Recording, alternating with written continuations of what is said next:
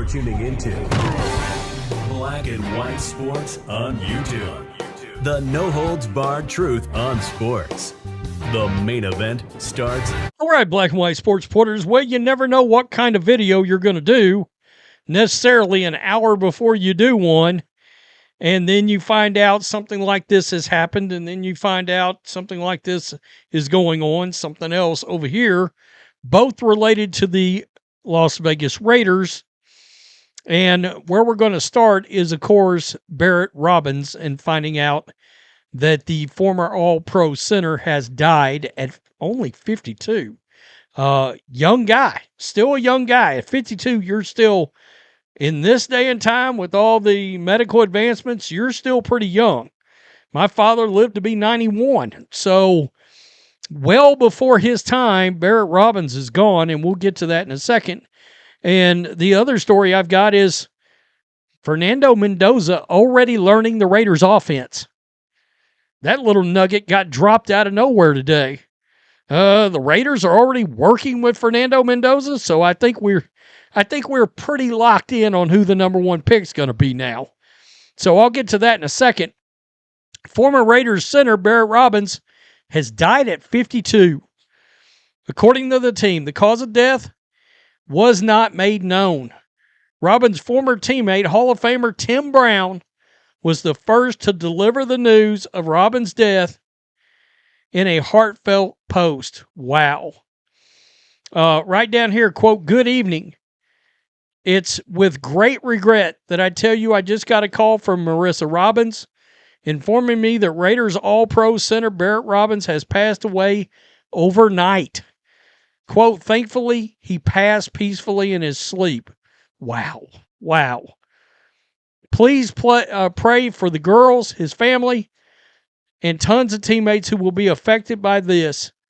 It's unfortunate that his life was never the same after he was not allowed to play in the Super Bowl. Rest peacefully, BR. You deserve it.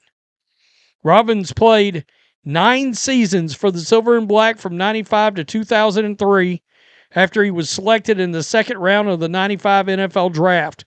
He played 121 games, making 105 starts. Robbins, who played college football at TCU, was elected to his first Pro Bowl in 2002. After missing 2 games in the previous season due to injury, Robbins played all 16 games, was the leader of an offensive line that helped reach the Super Bowl. They lost to the Buccaneers 48-21. In case you're trying to remember, that was Brad Johnson.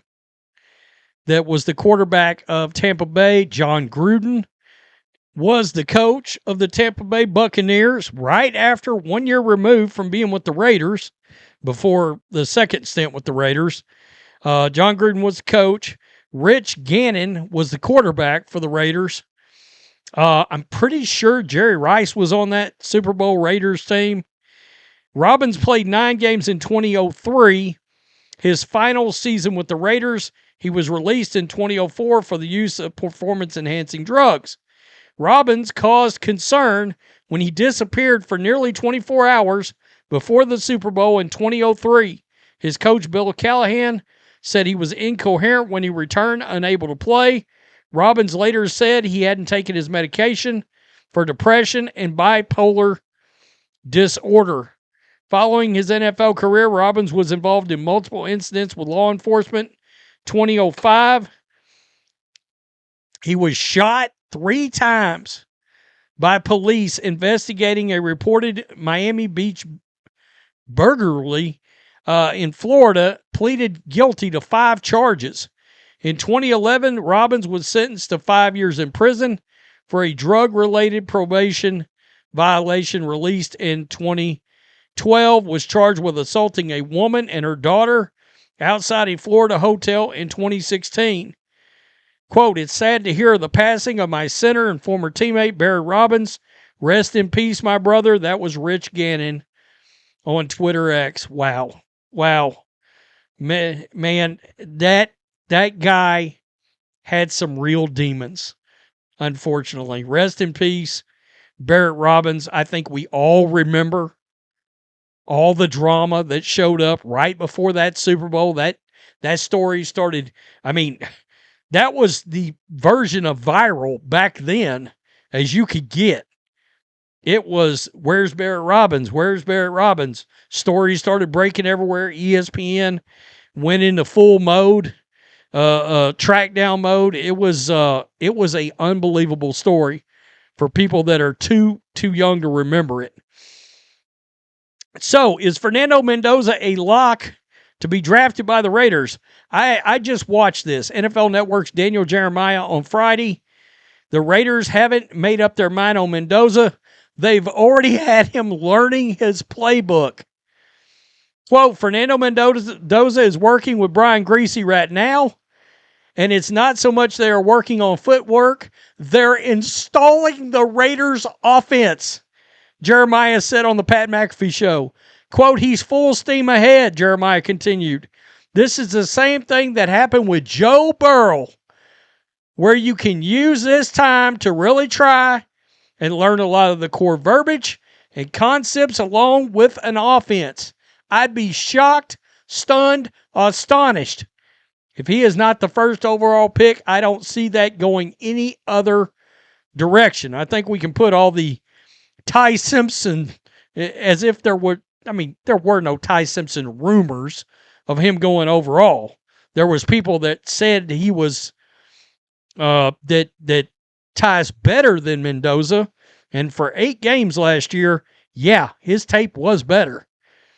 But it's that 15 games started anyway. That's a side tangent. Ty Simpson, we could talk about that.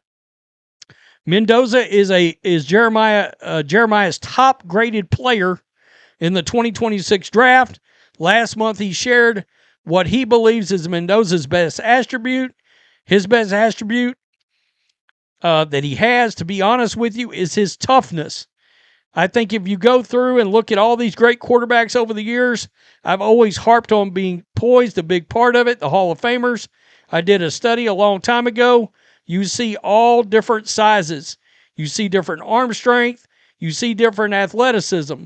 But they all had a poise to them, and that has to do with toughness. When you get drilled early in a game, as he did a couple of times, and you don't see any rattle to him, he locks back in. That's mental and physical toughness to him that is going to serve him well, I would imagine, with Tom Brady in the building as someone who had a reputation for both mental and physical toughness, that those traits will be appreciated. Now, the question is, if he's already learning the playbook, is he going to start week 1? Because we've heard, I just talked about this yesterday, that Tom Brady has been vocal in the past about he thinks that quarterbacks should set and learn. And he points to himself. He said, I'd have been a bust if I had to go right in and play. I would have been a bust. And he looks at Patrick Mahomes, who sat behind Alex Smith. I'm not torn on this. I would set these rookie quarterbacks. And I would set them as hard as it is to say out loud. I'd set them 3/4 of a season easy. I might consider starting them the last 2 games of the year, maybe, at that point. Because, yeah, they should have been able to digest enough, and by that time, you should have a decent idea and grasp on the offense to be able to get in and run it at a competent level if you are the guy that people think you are. That's pretty wild, though. And I don't know if it was Jeremiah. It was somebody I was listening to yesterday that said, I guess out of the last, say, 5 drafts, Mendoza's the 4th highest rated quarterback out of, because people are starting to move him ahead of Cam Ward now. Of course, if you go back and look at that draft from last year, last year's draft could actually turn out to be a sneaky good quarterback draft. You've got 3 starters that came out of that draft from last year. Jackson looks like a guy. Jackson Dart. Tyler Shuck looks like the best guy of the 3. And then Cam Ward, which I think the jury's still out on. That's going to be I've said, that may be the most interesting story in the league, is watching Cam Ward, and is he going to progress enough that if the Titans suck, are they going to pass on one of those hot shots coming out next year? Tell me what you think. Peace. I'm out. Till next time. Thanks for watching the show. Be sure to like, comment, and subscribe. Be sure to tune in next time on Black and White Sports.